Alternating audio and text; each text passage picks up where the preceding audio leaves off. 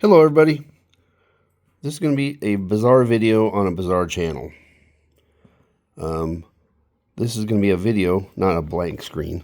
This is going to be a video I'm shooting for about 15 minutes that will just share a few experiences from the first two of my 4 total solar eclipses, and the backbone of it will be some scrapbooks my awesome wife made so we could help remember the eclipses.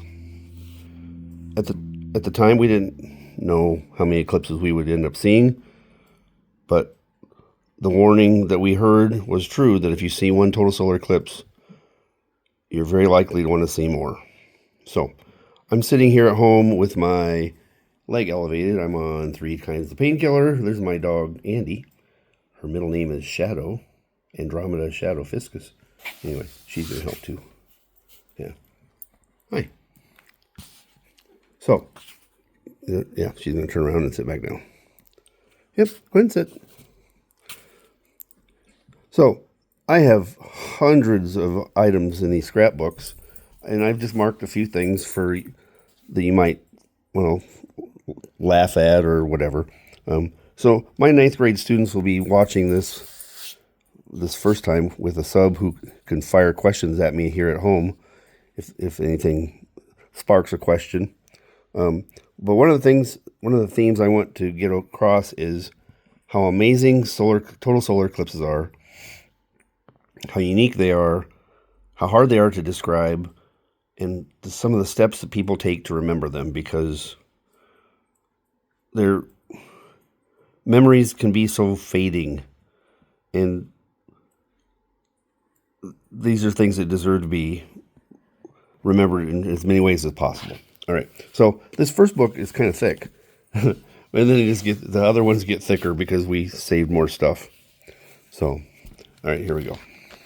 So this first total solar eclipse that we got to see was July 11th, 1991, and I had fallen in love with astronomy as an 8th grader and knew about eclipses, but never at the time thought I would ever go to one. So in the middle of college, in 1990, the July 1990 Astronomy magazine issue had the headline on the cover. Let me see what it was. Prepare for the eclipse of the century. They were telling all their readers that they had a year to get ready to go to one of the most beautiful places in the world, Hawaii, to see the most beautiful sight in nature, a total solar eclipse. And I knew my wife has always wanted to go to Hawaii, and I showed her the magazine and said, hey, Kelly, want to go to Hawaii? Knowing we couldn't go. Well, she laughed, and anyway, very long story, shortened significantly. We sent off money to go to Hawaii on a really cheap tour, and the checks were literally lost in the mail. We didn't get to go, and I was sad, and then my wife surprised me with finding out that we could go on Carnival Cruise Lines for an extra $1,000, and here we are checking in. You can laugh at us if you want. We're tired from the trip, but we're excited. All right. One of the ways that I remember eclipses and other astronomy things is with patches. I'm a sucker for patches. So this is the patch they had on the cruise ship. There's so many pictures. I'm not going to show you this. We just don't have the time, and I really doubt you want to see all that. But brace yourself for white legs. There's me on the cruise ship practicing, getting ready to get the eclipse videoed. That's a borrowed camcorder. 1991. They were, I don't know, size of a Chromebook, sort of, kind of. Okay. Anyway, so here's the story. It's right here. We were supposed to see the eclipse from Mazatlan onshore. But as we were arriving, a tropical storm also showed up, and we were not going to see a thing if we stayed at Mazatlan. It was going to be totally cloudy there, and there's no such thing as a refund, and you can't reschedule an eclipse. So Carnival Cruise Lines, at great expense to the company, sailed us out into the ocean, out in the Pacific, because they had satellite imagery. They found us a hole in the clouds, and we got to see the whole thing. We got to see the entire total solar eclipse, the longest one that I'll ever get to see, and nobody alive now will ever get to see one longer. It was 6 minutes and 43 seconds long. Anyway, somebody asked the taxi driver that evening, back when everybody was back in Mazatlan, if he had seen the eclipse, and he said, no, maybe tomorrow. He didn't understand that this is not the kind of thing that he would probably get another chance to see for a long time, if ever. Well, it turns out another one is going to go to Mazatlan in 2024. I don't know. I hope he got to see it. I don't know. All right. Here is my wife and me celebrating our 5th anniversary. And what a way to do that with a total solar eclipse. Now, that was our first. Andy's sick of me doing this. She wants me to pay attention to her. And who can blame her, because she's awesome. Okay, so this next eclipse, oh, sorry. Another way, I forgot something. Another way I remember eclipses is I try to find a wood carving. This one is from Mazatlan, known for its deep sea fishing.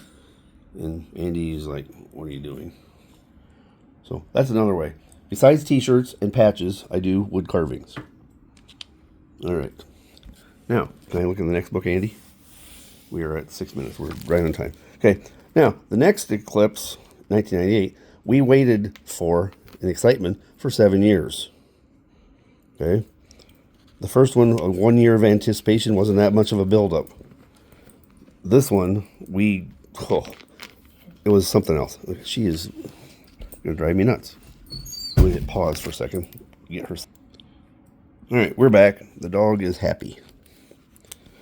So, let me tell you this story, part of it. Okay. So, in 1991, I wasn't a teacher yet. I had just gotten hired to teach in Albert Lea at summer vacation, July 11th. So, it was how I started my science teacher career. But here I am in 1998, 7 years later. I'm teaching, and there's going to be an eclipse during the school year. I wrote a 1-page letter to the district saying, you should pay me to go to this next eclipse, and here are all the reasons why. And they were convincing reasons. They were legitimate reasons, and they said yes. So I got paid to go see this eclipse. I paid for the eclipse itself, but I didn't lose a paycheck, and I distributed these. There's my long list. I paid for the trip myself. And the video I produced was distributed to all the district science teachers and a whole bunch of like 120 science teachers around the state of Minnesota. All right. Now, I haven't talked about the phenomena we see during eclipses, but nerds show up for them. There's us checking in on the cruise ship. Okay. This is on Carnival again because they were going to go where we needed to go, and man, they'd saved us from those clouds in 1991. We thought surely the island of Aruba, known for being a desert island where it hardly ever rains, surely that'll be good skies. Ha! Yeah. So, on an average year, it rains 1 day a year in Aruba. Guess which day it chose? The morning of the eclipse. I about died. My wife was about ready to kill me, and it would have been justified. I was stressed like you wouldn't believe. Here's the patch I got for Aruba. Okay. Okay. So, let me tell you a little bit more about what happens during an eclipse, why people are so excited. Here is me. Sorry, goofy picture at a St. Thomas tourist shop. I'm trying on dreadlocks, looking extra cool. So I'm going to zoom in on something here.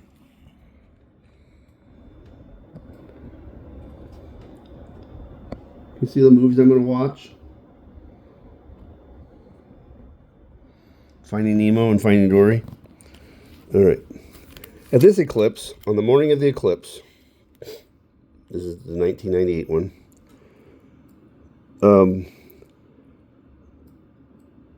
There were people on the morning of the eclipse loaded up with scuba gear that got off our cruise ship, and some astronomy nerds were harassing them, like, "What are you doing on the day of the eclipse? You're gonna miss the eclipse?" And they said, "We came here to watch the fish freak out during totality." This is before Finding Nemo, but if you've ever seen Finding Nemo, remember the bad things that happen to daytime fish when it gets dark? And the equally bad things that happen to nighttime fish when it gets day? These scuba divers were going to not miss the eclipse. They're going to be underwater to watch the fish absolutely lose their minds and lives as the sun suddenly gets covered up. That's what they were going to go see. Wildlife freaks out. People freak out. In those brief moments when it's totally dark, nature knows something's wrong. Just absolutely wrong. The hair stands up on the back of your neck. Even when you have intentionally waited for 7 years and you know exactly what's happening, the hair stands up on the back of your neck. It's scary. Okay. Here's the only active volcano I've ever been on. This is on the island of Guadalupe. Okay.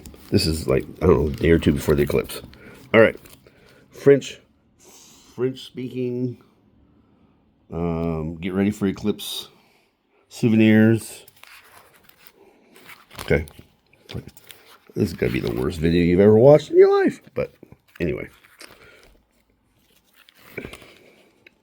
Here's us. And some really weird shirts I'll explain later. Those orange shirts have something written on them. It's hard to see. All right. Here is me and my friend Les wearing matching shirts. The shirts all on the front say VLPAEUMR. People are like, what is that? On the back is the explanation, which I'll give you maybe later. See if I find it or not. All right. The day of the eclipse. Wearing eclipse shirts. That's my wife's 1991 eclipse shirt she's wearing. And Les and I are wearing 1998 eclipse shirts. We're on the deck, a very crowded deck. Here are two people, hapless victims I'm teaching astronomy to. That the morning of. There's me looking up with welder's glasses. All right. The deck was packed. Absolutely packed. Like 3,000 some people. On the ship was somebody you should probably recognize the name of. Mr. Eclipse. Okay. Fred Espenak. He was on the ship. Here's Fred on the bridge. Fred. These are all pictures he took. Prominence. So, I realized just the other day, after I've spent my teaching career telling everybody the corona is what you go to see in a total solar eclipse. Yeah, but I think the prominences in the chromosphere, which you don't get to see for very long at all, just seconds. We see the corona for minutes during totality. But seeing those prominences in the hottest pink color you ever saw in your life is amazing. Amazing. Seeing that with your naked eye. These are all Espenak pictures. I don't know if I got anything else here or not. Here's a teaser for another video later this quarter. There's my passport photo. And here's an autograph. David Levy on the 28th of February. This would be 2 days after the eclipse. All right. Here is the animal that I purchased for this eclipse. It kind of fits in with Finding Nemo if you know the entry to Finding Nemo. The big manta ray. They're neat animals. The manta ray at the beginning of the Finding Nemo, he's the school teacher for all the young fish on the reef. All right. That's almost 15 minutes. I'm going to stop now, and hopefully you'll have questions for me.